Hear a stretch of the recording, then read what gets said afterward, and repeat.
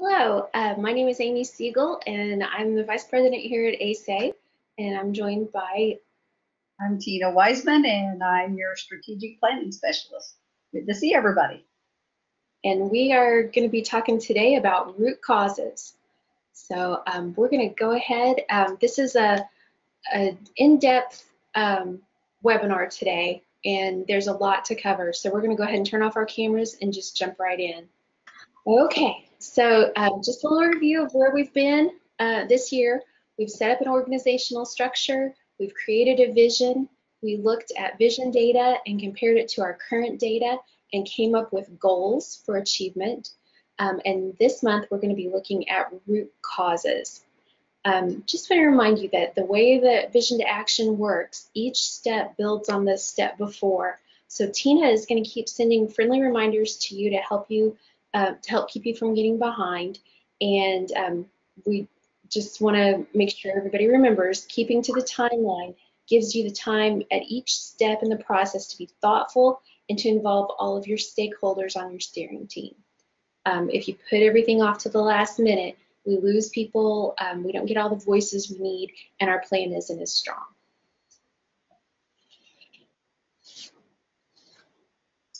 This month, the council discussion and the council consensus point people will facilitate the root cause selection process and follow up to seek consensus. So you're going to be helping out the root cause person.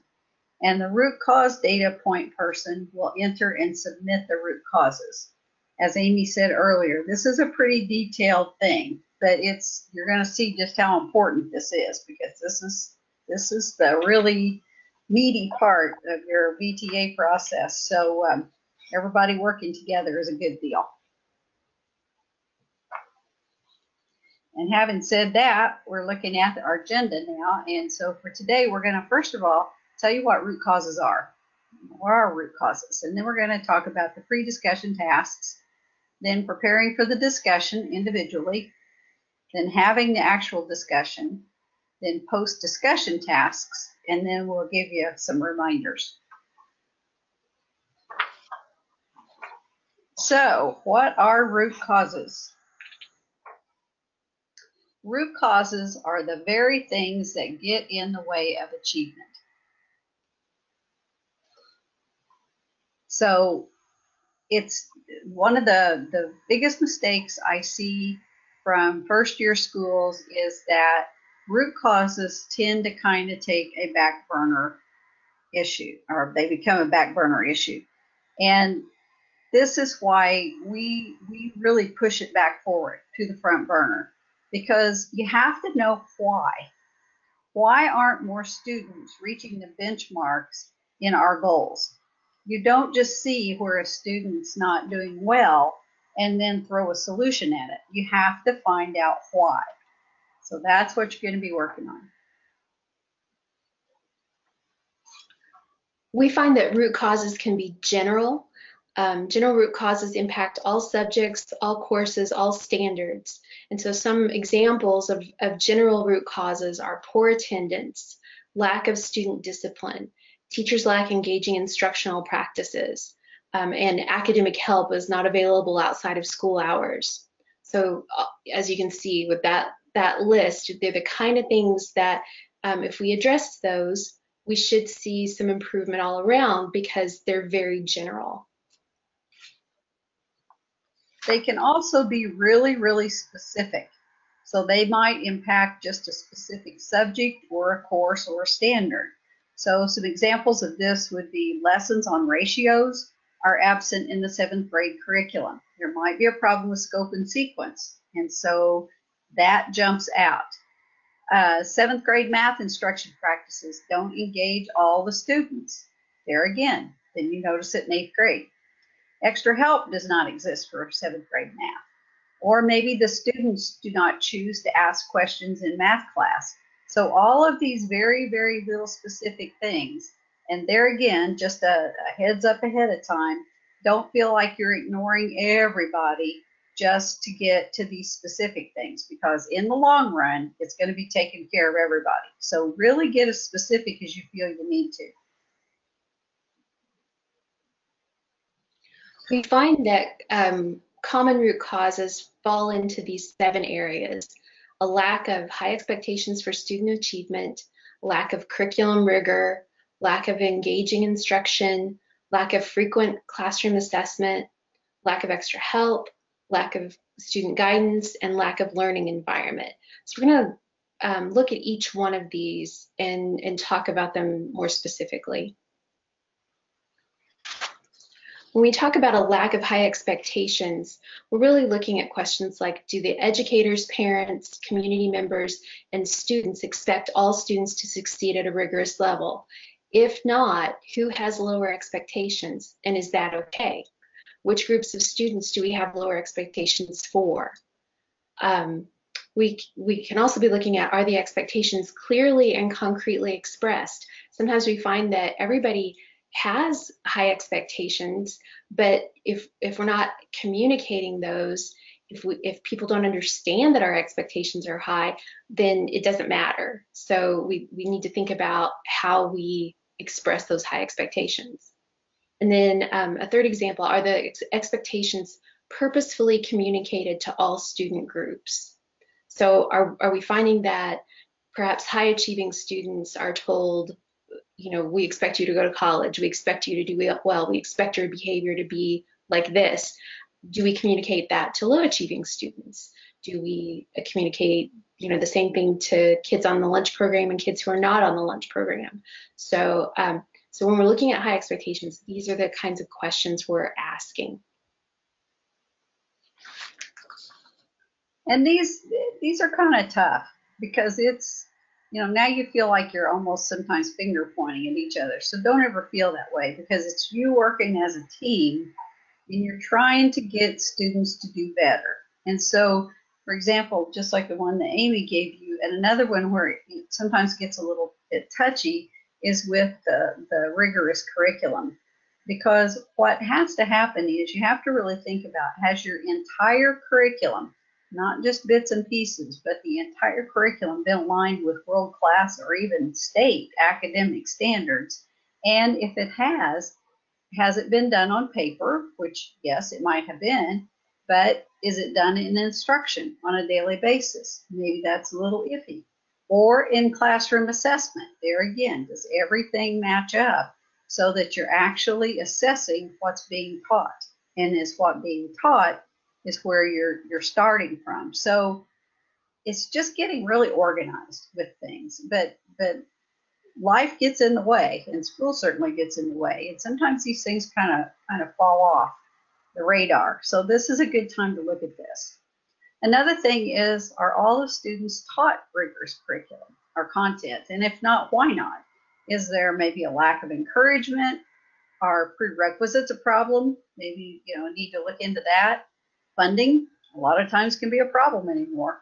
Or a fear of failure. And there again, you know, feeling like your back's against the wall if your kids don't look as good as you feel like they need to, from outside pressure. And as a result of that, that fear of failure is not going to help the kids learn. So it's, you know, or to perform well. So it's tough, but at the same time, it's stuff that really needs to be talked about.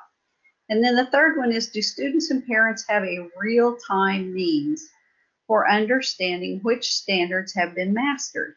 How do you communicate with them how the kids are mastering the standards? And do they even know what the standards are? And so, you know, you've got to have that communication, and it just can't be, you know, a complete misunderstanding between the two of you. So sometimes you just literally have to start at square one and really dig and look into this.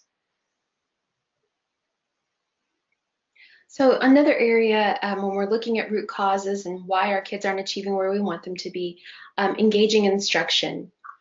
Do instructional practices align with the school's world-class standards?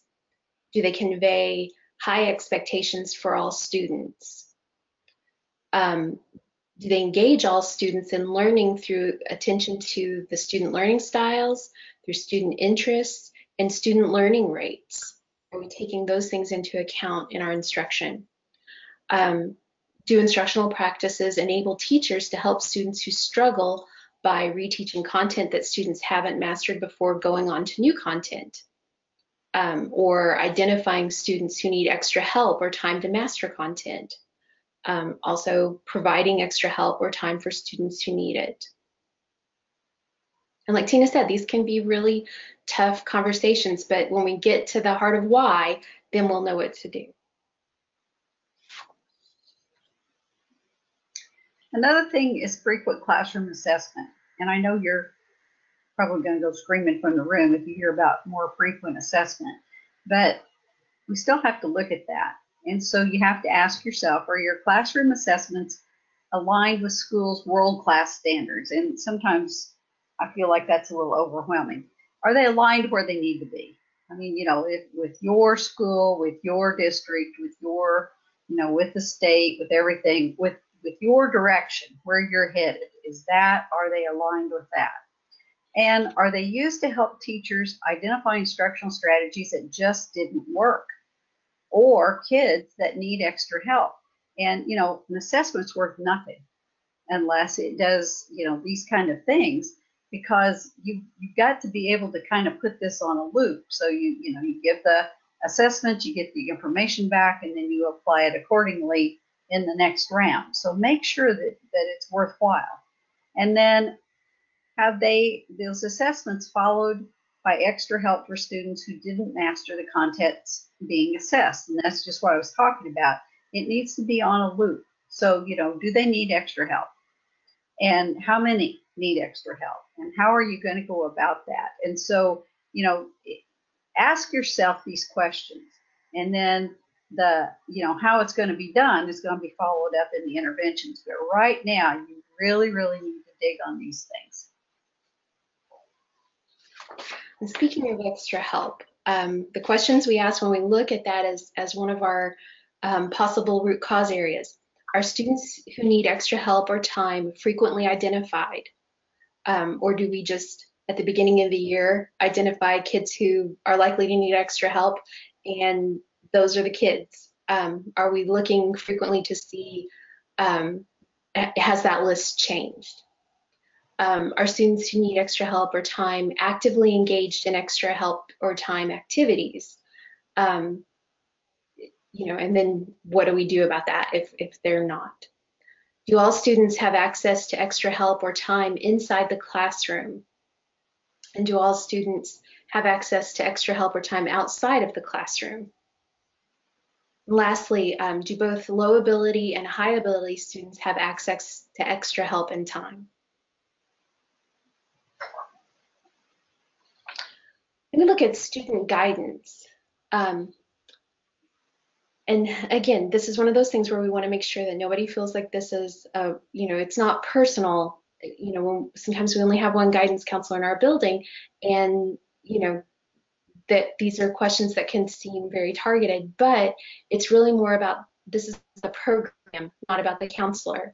So we want to ask, does every student have an adult at school who is responsible for him or her and who cares about the student, understands academic and career pathways, meets with the student on a regular basis, will notice if the student is falling through the cracks, helps the student plan his or her future, and is responsible for no more than 30 students in this way? So that's not even about really the guidance counselor. That's about the adults in our building and how we are developing relationships with our students. We also look at, do all students have a tentative career goal, have a post-secondary education goal that aligns with their career goal, have a savings plan that aligns with their post-secondary education goal, earn grades that align with their post-secondary education goals, and talk with their parents at least annually about their goals and plans. Lastly, we're looking at, do all 6 through 11 students have a graduation plan that aligns with their post-secondary education goal?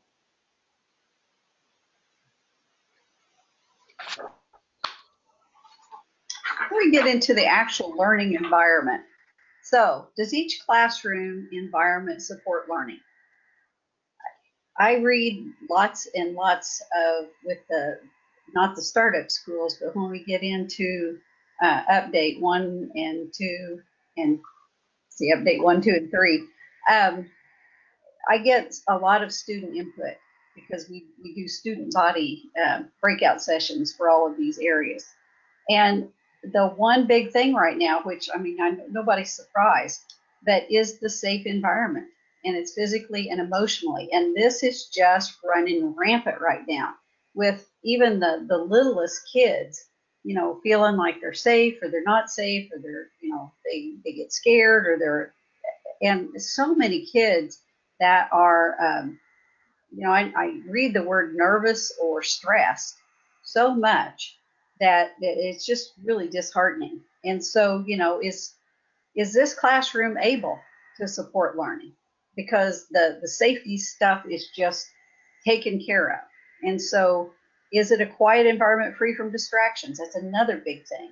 That there's so many distractions. There's people who have outbursts. There's this, there's that, and these kids pick up on this like crazy. So these can be really, really, really big issues. And then a third one is the adequate technology support student learning. And we're at a point right now where we're walking a really fine line with that, I've noticed.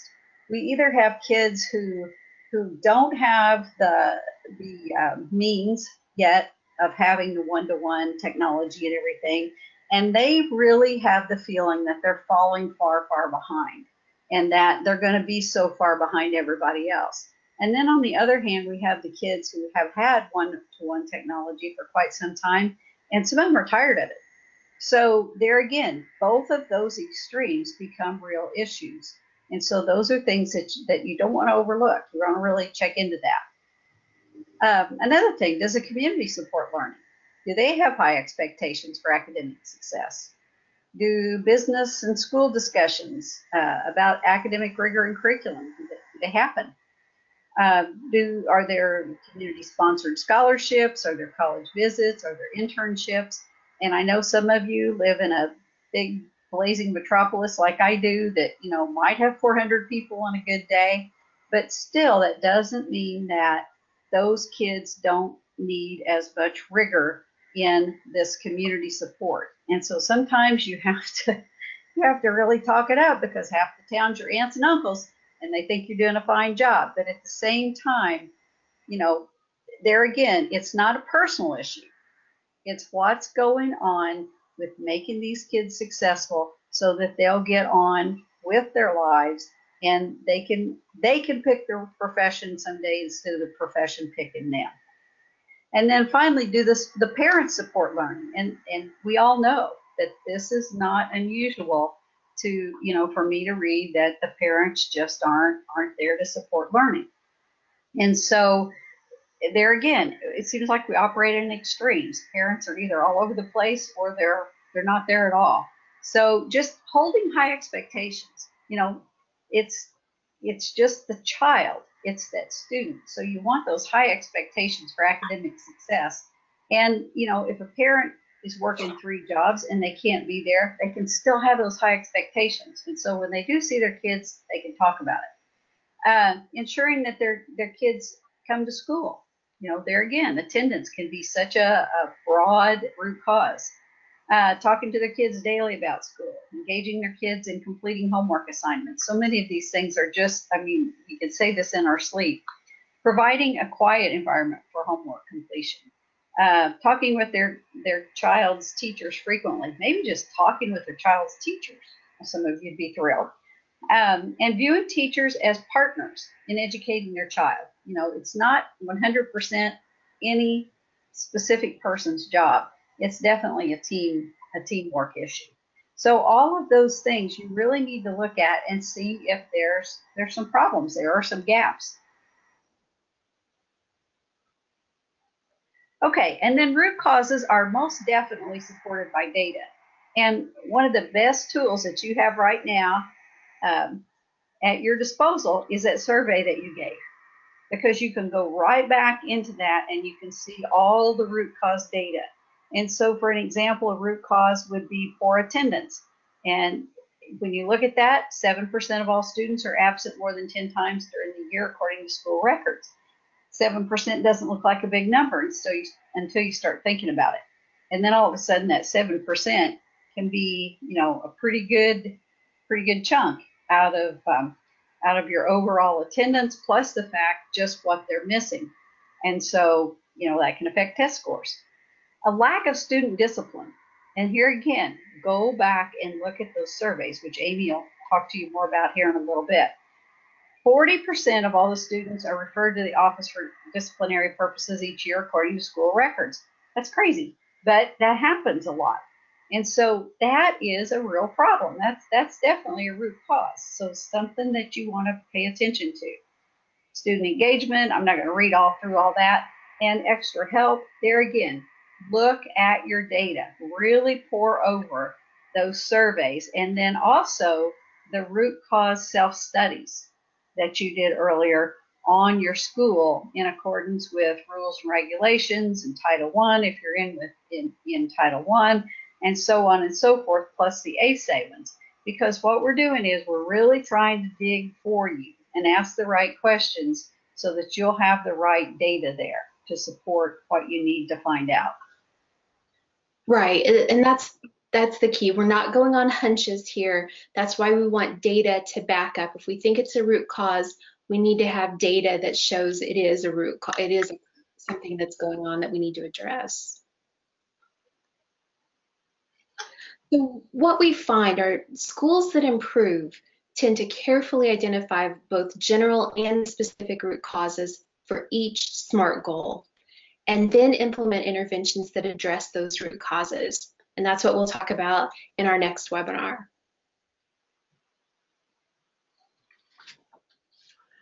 All right, so that's an introduction on what root causes are and some background information. So now we're going to get into our actual work this month, starting with pre-discussion tasks.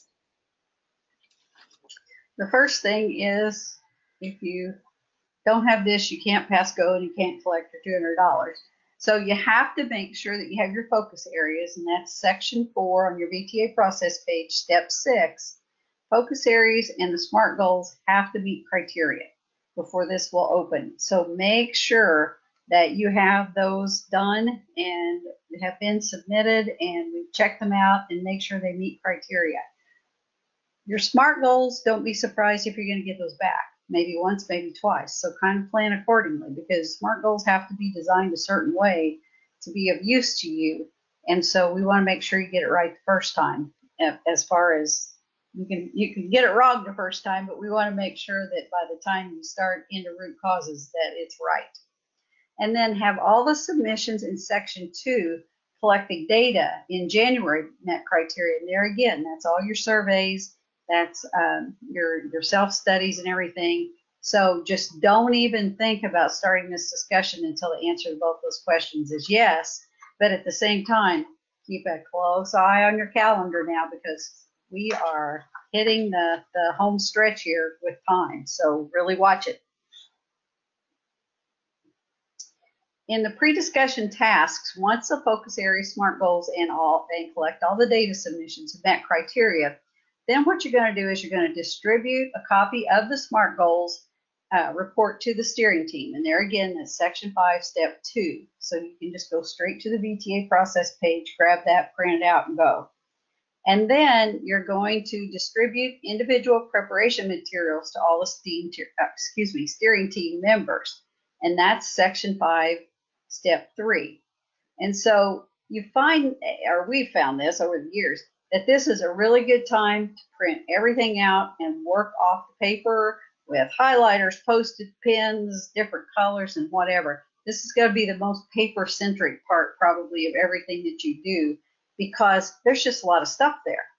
And so it's a lot of good stuff, and you don't want to overlook anything just scrolling up and down on a screen. So, get it where you can just mark up the heck out of it and get these things printed out. So that's going to be your root cause help sheet, and that's your info icon on there. You're going to have your root cause self-study reports. It's a reports icon. And then your root cause drill down reports for the student groups identified in the SMART goals.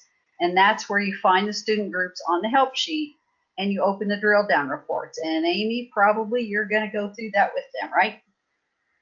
Well, you're going to start it off on the next slide. All right. So first of all, you're going to find your student groups on the help sheet. So here's your help sheet, what it looks like. And you see you've got your SMART goals all listed down through there, and that's why you have to have these ready to go. And so then your student groups, you see your first one is your grade 5 free and reduced. And then your next one on this one is it's grades 3, 4, 5, but it's free and reduced with grade C, averages, and Ds. So you're going to be focusing, and that's going to, and there again, through the beauty of this system, it's going to drill down for you, and it's going to be, you're going to be able to find these. You're not going to have to sit there with hash marks and figure out who's who. So it'll be done for you. Third one, grade 5 females, grade C and D, and then so on and so forth. So sometimes it can be just a grade in general, as you see with grade 4, just percent passing ISTEP in language arts. That will drill down just to that group with grade 4. So it's whatever you put in your SMART goal, that's what it's going to generate in these reports.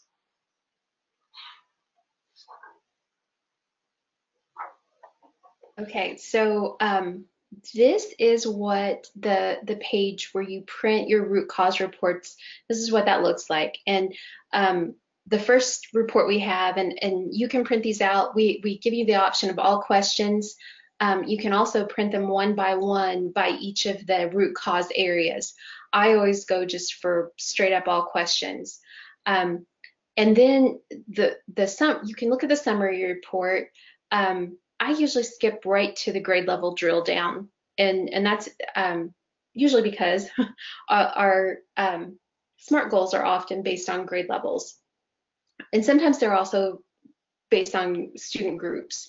So we do have those student group reports. If there's a combination of student groups, we're going to go down to the very bottom where it says create a student group. Let me show you what that looks like. So when we do a create a student group report, we have an options page, and these are just the questions that students were asked at the very beginning of their survey to identify who they are. So if we were looking for free and reduced lunch students who report that their typical grades are C's and D's, we would select those two as we have in this example. If we're looking at male, if our SMART goal was for male students who are in special ed, we would select male, and then over on the right, special ed. And so you can break down and create a student group. Your results might vary. If you have a very small population, you might not have enough students in the student group to pull up a report. You have to have at least 10 in the group to get a report. So, but if those are your SMART goals, try to run those. And if you have a big enough population, you'll be able to get the reports that you need. Let's look at this in the online system. Okay, so here we are in our process page, as we're familiar with, and we are scrolling down to root causes. We mentioned that one of the things you'll need to get to your steering team are the SMART goals. We've put that report right here in step 2. In step 3, we're going to print the help sheet. And this is just, it's going to help everybody as they're looking through all this data to take the kind of notes that we need. And we're going to talk about that more in a little bit. And then they're going to also need the root cause reports. And this is the page where we get them. So in this instance, this school last had survey data in 2017-18. Yours will say 2018-19. We're looking at all grades or groups, or if we wanted to, if let's say our SMART goals focused a lot on one particular grade level, we could just choose that grade level and look at our reports just for that grade level. Then we can come down here, and that's where we're talking about the summary report. If I click on the summary report, oh, and I should note, there is a note on your summary report that this includes responses from parents, community, and teachers. This is our sample school, and we didn't have data for our parents, community, and teachers, but you will, because you all got out there and surveyed those groups. So sometimes we find a lot of good root causes just comparing what our students, parents, community, and teachers think on these topics. I'm going to go back. So the grade level drill down, that one is a really good report too. For this school, again, we have incomplete data because it's one of our demo schools. Real schools will have data for all of our grade levels. And sometimes that's telling. Sometimes when we look at the grade level data, especially if we noticed in our SMART goals that there's a particular grade where we start to see issues, getting into the grade level report and making some comparisons can give us a lot of good information. We get into the student group drill down. So if we're just looking at boys versus girls, we look at the gender report. We can look at the race and ethnicity, the lunch program status, students are 21st century scholars or not, if you have those grades, IEP status. We also have reports based on what the kids reported their parental college was, whether the parents have some college or degree or no college, and then typical grades. Let me show you this create a student group report. And this is where we can select more than one characteristic. So if one of our SMART goals had to do, let's start with grades. If we were looking at a particular grade level, we could say fourth graders. And we want to create a student group in that fourth grade where we're looking just at students who are on the lunch program. And we can click on show the report. So now we have, this will be all fourth graders in the first column, and then the created group. In this case, it's the fourth graders who are on the free and reduced lunch program. Okay, so comparing those groups can lead us to our root causes. We might also, if we're looking at all grades, oops, that's different, all grades, and we want to create a student group, and let's say that we're looking at males with an IEP, and we show report. And now at the top, we'll see that the group on this report, we have all grade levels, and then the created group would be the students in those grades who have identified as male and with a special ed or IEP. So, and then we can compare the responses. So this is, we're looking at all of the reports will be on here. So the first report is about assessment. And when we come down to the bottom, you're going to see the short answer questions that made up your self-studies. Those are included. The ones that are about assessment will appear on the assessment report. Our next section is curriculum. And so we have the survey questions followed by the short answer questions. I think we get into more about this in our presentation. But that's how you get your reports. This is paper intensive. If you're going to print everything out, we do recommend that you do that. And I would just plan for those 3 point positions: the council discussion, council consensus, and the root cause, just the root cause point person, for all 3 of you to work together to get this collected and have everything ready to hand to your steering team so that they can do their individual preparation.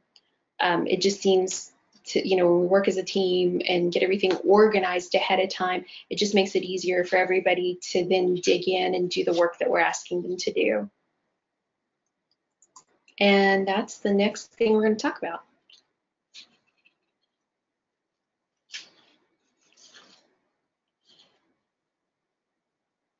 Tina? There we go. Okay. I was back for just a minute. I was talking to only myself. we're going to prepare for the discussion individually. And the first thing that you're going to do is, as individually, you're going to review the SMART goals.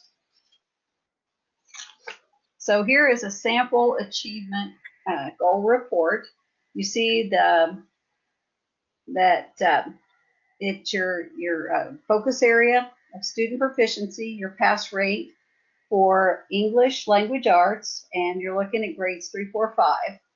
So remember that your focus areas are huge, and they are going to be impacted by improvement to the SMART goals. So just like I tell you when we talk about that, your focus area, huge umbrella, and then you narrow it down underneath that with your SMART goals. And so then you see that the SMART goals, of course, are listed under each focus area and much more specific goals. And so then you're going to be looking for root causes that, when addressed, will improve the SMART goals. So when we look at this particular one, you can see in the rationale,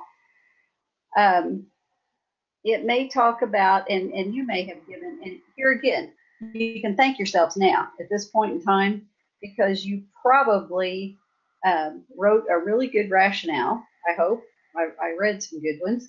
And so that rationale is going to help you, because that's going to start kind of telling you what your root cause data is going to be. So you've done more work than you realize. So that's a good first start.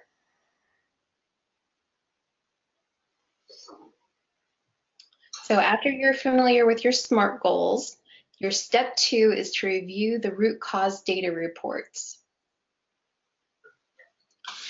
So let's talk about what all we have in those reports. The root cause data reports help us look for clues as to why aren't our students achieving at a higher level. And the reports include these 7 important areas: assessment, curriculum, environment, expectations, extra time and help, guidance, and instruction. And now you can be a Sherlock Holmes, and you're going to be looking for clues in those root cause data reports. And here again, why aren't our students achieving at a higher level? So when you look at those report data sources, that's going to be the survey questions that were answered by students, by teachers, by parents, and community.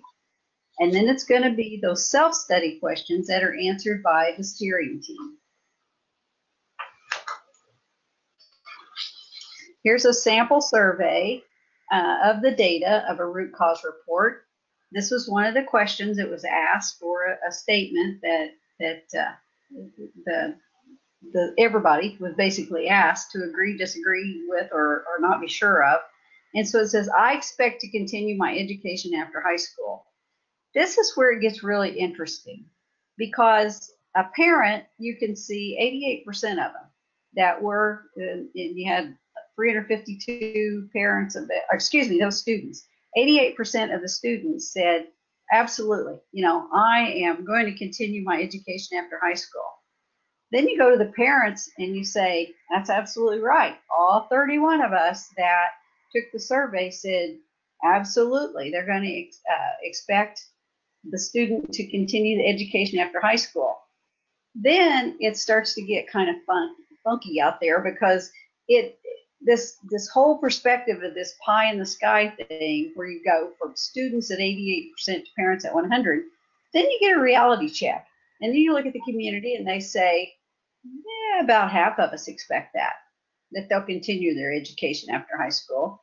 And then you really hit the reality group, because you hit the teachers who are with these kids every day, every day, every day. 48% think that they're going to continue their education after high school.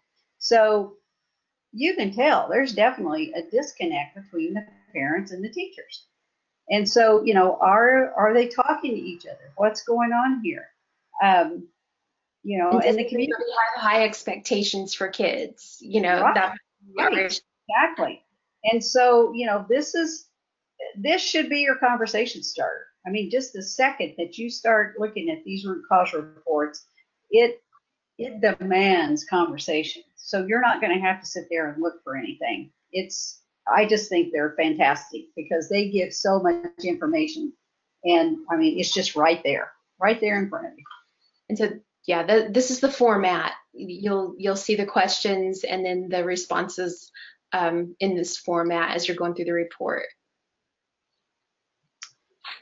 Okay, then you're also going to have your root cause reports, and these are your sample of your self-study data. And one of the first things that you'll notice is that some of these will say 2017-18, some will say 2018-19. So there's questions that aren't asked necessarily every year. And so this would be the question in the year it was most recently answered. But as you will recall, when you were answering those questions, it told you what year that you needed to look at. So that work's already done. And then these were answers that were provided by the steering team. So this is where you went in and you dug around for your data and your information. So there again, you know, in this particular one, you had 100% of your kids, ninth graders, enrolled in 440 curriculum at the beginning of the freshman year, and so on and so forth. So don't overlook this. Don't overlook the self-study data, because it has some interesting information in it as well that can tie a lot of questions together. So as you're going through those root cause reports, we recommend that you highlight the data that surprises or concerns you. In the drill down reports, it's a good idea to note the differences between groups. You want to ask yourself, could this keep our students from achieving in general? And then also ask yourself, could this keep students from achieving one or more of our SMART goals? And then you're going to fill in the help sheet to prepare for your steering team discussion as you're working through the root cause reports. Make sure that student groups from your SMART goals are addressed in your root causes. So let's look at that root cause help sheet that you're going to fill in. This is step 30. All right, we pulled that up as when we were looking before, and it has SMART goals down the left side. Those are all the SMART goals that we put in for this sample school. And then across the top, that's where you're going to write in possible root causes. And you may need to put in, if you've got a lot of possible root causes as you're going through, you may need more than one help sheet. I know some folks have had a stack of them because they've wanted to go through and be really thorough as they've been thinking. And then we have a process later for narrowing things down. So as you review root cause reports, write in possible root causes at the top. And then in that grid part, you're going to indicate which SMART goals each possible root cause may impact. A root cause, possible root cause might impact more than one SMART goal. So check off all the ones that apply. And then down at the bottom, this part is really important. You want to write in the evidence for each possible root cause. Either from the report or other sources, but you need to use data. Because remember, we don't want to go on hunches or assumptions. We want to make sure that we're backing up our root causes with data that show that they really are root causes. Then the next thing you're going to do is have your actual root cause discussion. So your steering team discussion, all of you will bring your help sheets and your marked up reports. And then the second thing that you're going to do is the council discussion point person is going to have ready one Instagraph poster for each SMART goal plus one for general root causes. And you see a little help thing here. If you can get these printed poster size, you'll be glad, because the posters definitely help the discussion, because you can see it easier, of course, much easier. And this is things that we just all experience because we're in schools. Make sure you have tape that won't take off paint. And that's just hard lessons learned. So make sure that you just follow, sticky tack, most wonderful thing ever invented. So, you'll have that. And then you also need some sticky dots. And so you'll want to use those on your Instagram.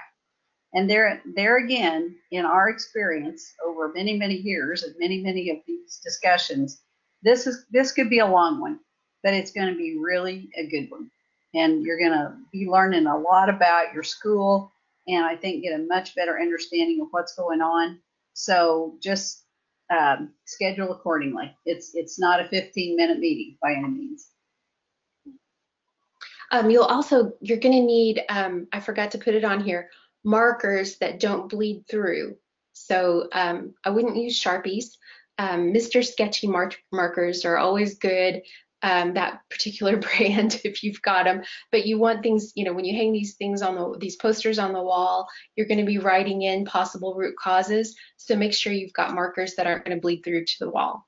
So these are your supplies for this meeting. And that's so you can use this Instagraph poster.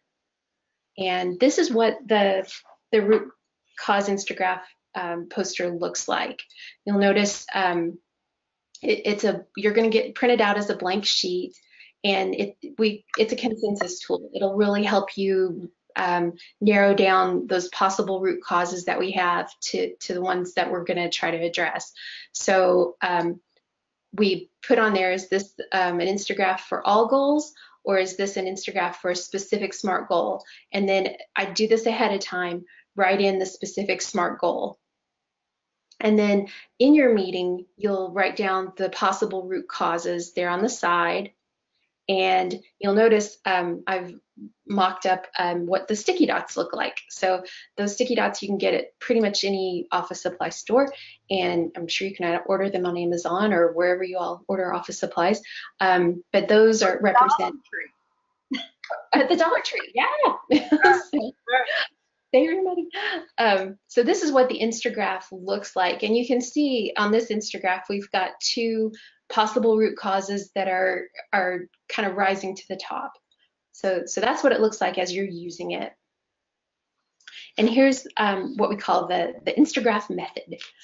So one person acts as the scribe, writing in possible root causes identified by each steering team member. And that's where everybody comes with their help sheets. And then for each of your SMART goals, or for those generals, the general area, you're going to write in possible root causes. And once all of the possible root causes have been added and the Instagraph posters are hanging up on the wall, then voting begins. Each steering team member will have 3 votes represented by those sticky dots per Instagraph. So if we have 10 Instagraphs, we're each going to have 30 dots, but we're only going to use 3 of them on each Instagraph. So the votes can be used on 3 different root causes.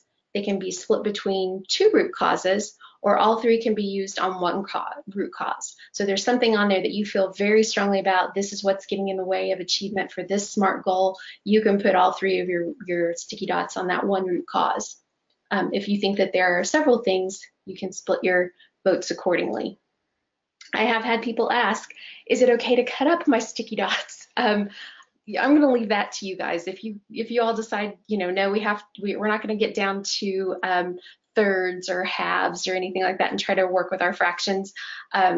If you think that is legit and you want to do it, we're going to leave that up to your steering team. So then in the post-voting discussion, you're going to consider the possible root causes with the most votes. And do these root causes meet the rubric criteria, which we're going to talk about in the next slide? Should other root causes be considered to meet the rubric criteria? And does the team have consensus on the root causes for each SMART goal? So yeah, this will be, after voting is done and we go through and just kind of make those decisions together. Now, when we look at the rubric, and this is when you submit it, this is exactly what I look at to see whether or not it's met criteria. Remember, you can always click on that rubric icon and you can see ahead of time what it is I'm looking for. So you've got your answer key right there in front of you. What I'm going to be looking at is if there's a significant number of root causes that are specific in nature, impacting a specific subject, course, standard, or student group, that is identified in an individual SMART goal. I'm also going to be looking with root causes associated with each SMART goal that they hold high promise for impacting the associated SMART goal if the root causes are successfully addressed. There again, it has to have teeth in it, or it's just not going to work. At least one root cause addresses curriculum content, instructional practices, classroom assessment practices, or extra time, extra help practices. Notice that says or, not and. So don't panic at that. So, we're not wanting you to have a bazillion of these. It's just, the fact that you want the ones that really count. But obviously, these are the big areas. And then the root causes data, there again, from your root cause report, from self-studies, and or the council student body summaries, which in this case you won't have. So it's just those two things. It's your root cause report or your self-studies. Provide evidence that the root cause exists in your school or community. You should be able to go right to it and point to it. There again, don't let the last minute hunch overrule what you have cold hard data for. So, if you can work with that cold hard data, you got it.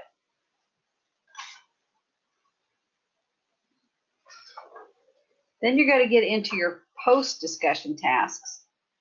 And so with that, your root cause data point person is going to enter the root causes online, and you're going to submit those for review. And then your consensus point person, after the review, if changes are needed, you're going to work with the root cause data point person to make those changes. And then you're going to send those changes to the steering team for approval. And then you're going to resubmit those.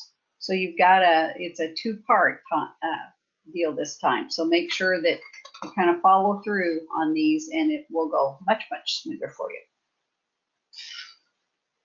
Okay, and let's look at getting those entered online. We're going to go back to the process page. Actually, let me just close this too. Okay, so we have reviewed the SMART goals. We've prepared for the individual, or we've prepared individually for the steering team meeting. We've had our steering team discussion.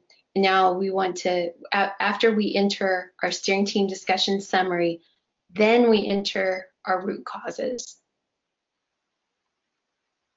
And this page shows what the page will look like after we've got some in. When you start, it'll just, all you're going to have at the top is add a root cause. So first at the top, you're going to see the general root causes that affect all SMART goals. And then you'll see each of your SMART goals listed so that the root causes that are specific to those SMART goals will be listed under them after you've entered them. So we click on add a root cause, and our root causes start with we are concerned that, and then we type in whatever our root cause is. So I'm just putting new root cause because it's a placeholder. And then we put in the evidence for this root cause. So the percent of parents who said on the survey, whatever. Does this root cause affect some students more than others? If yes, we're going to say which student group that is. Or we can say no. If it affects all of our students the same, then we say no. And then the last question is, which SMART goal does this root cause significantly affect? And so we're looking at if it doesn't affect one SMART goal more than others, then it's a general root cause that affects all the SMART goals. But let's say that it is something sparingly. Yes, that it should be sparing. You're really trying to get specific with these root causes, just like you were specific when you did your SMART goals. You want to get as specific as possible with your root causes. So let's say that this root cause affects our fifth graders on the lunch program who master algebraic functions. We'll check that off and click Save. And now you see our new root cause is listed here. If for some reason we need to edit that, we just we find the root cause. And if I will say, if we selected more than one of those SMART goals, if I selected both of these and saved, now new root cause shows up under both of them. Okay, and let's say that I've made a mistake, or we talk about it and we're like, no, it really doesn't affect our third and fourth and fifth graders. Um, we're gonna delete that. The system's gonna ask, are you sure you want to delete this item? And we say, okay, and now it's gone. Oh, actually, that deleted it from everybody. Oh, that deleted it from all of them. I forgot about that. If you delete it in one area, it's going to delete it for the others. If you needed to just make it for one grade level or for one particular SMART goal, you would edit that. You would click the edit button and remove the check mark and save. Be careful with that. Sorry about that. It's been a little bit since I've used this. So that's how this page works.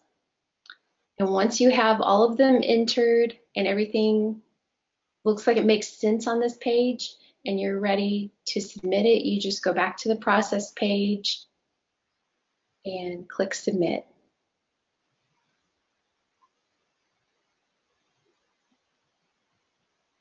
Now, I'm going to give you a heads up since we have the process page up.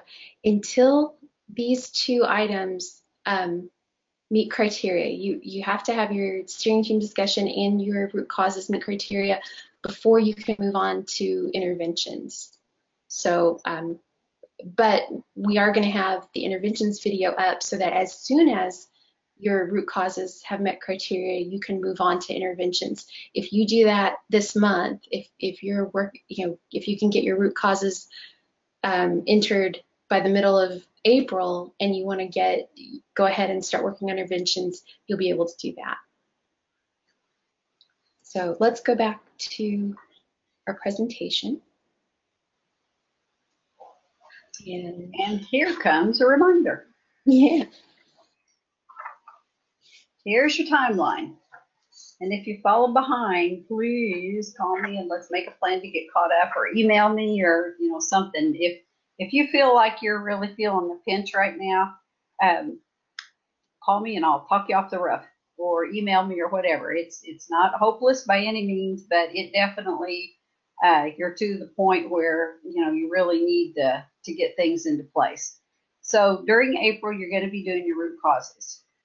Then in May, you're going to do interventions.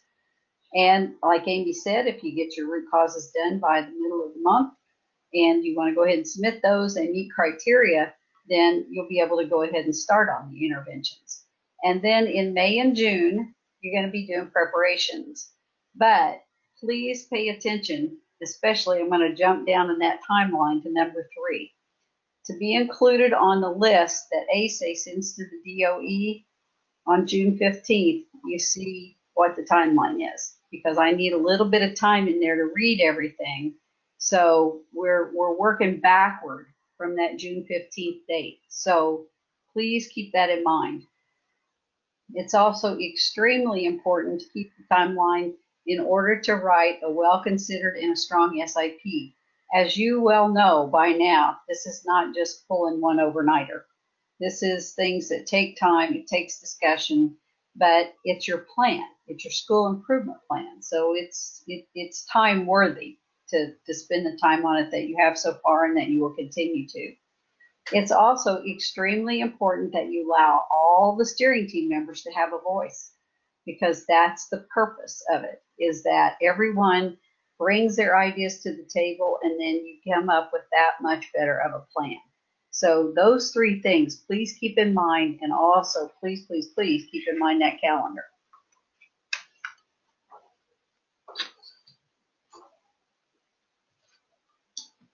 And if you need help, call or email. And I will tell you that this time of year that my phone rings more, which just stands to reason. So don't get frustrated if you can't get in touch with me. Just leave a message, and if you don't want to leave a message, send me an email, because I can kind of double duty on emails while I'm checking submissions and everything. Whereas with a phone call, it's those kind of get stacked up sometimes. So if you want to email me, that would be great. I'd say that would be your first line of defense. And then if you really and then you could say, please call me, or here's a good time that you can call me. That always helps me. And then I'll know when I can get in touch with you. And then remember, Wednesday evenings, that's a good time when it's not as hectic. I know, Tina, sometimes you have folks who kind of set an appointment to maybe have the whole steering team available for a conference call, or if everybody's got questions about why didn't what the feedback on our root causes, or whatever, that there are times when you're talking to everybody, and sometimes it's just the people who are entering the root causes need some help. And so setting an appointment for Wednesday evening, or setting an appointment between 8 and 2 on the other days during the week, sometimes that can really help so that you're ready and Tina's ready, and you can get what you need and move on. Now, and just whatever works. And just remember, we've all sat in that boat where you're sitting right now. So I've been under the gun to get my SIP done with ASA in the past.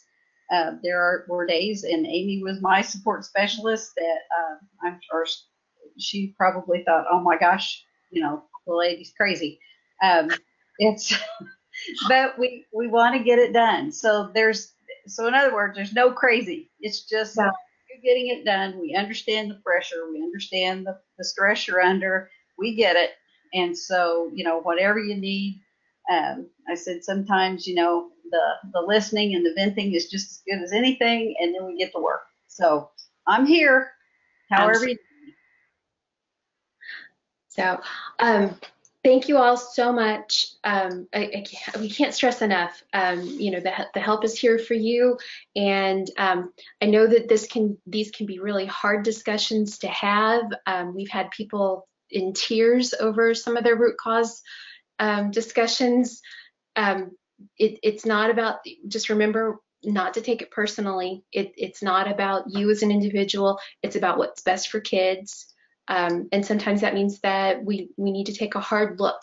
So that's all this is about, taking a hard look and getting at the why, so that next time we can get at what do we put in place to address the why. So there's always, it's not without hope. There's always hope. And that's what we're here to do. So thank you all for your hard work. Thanks a lot.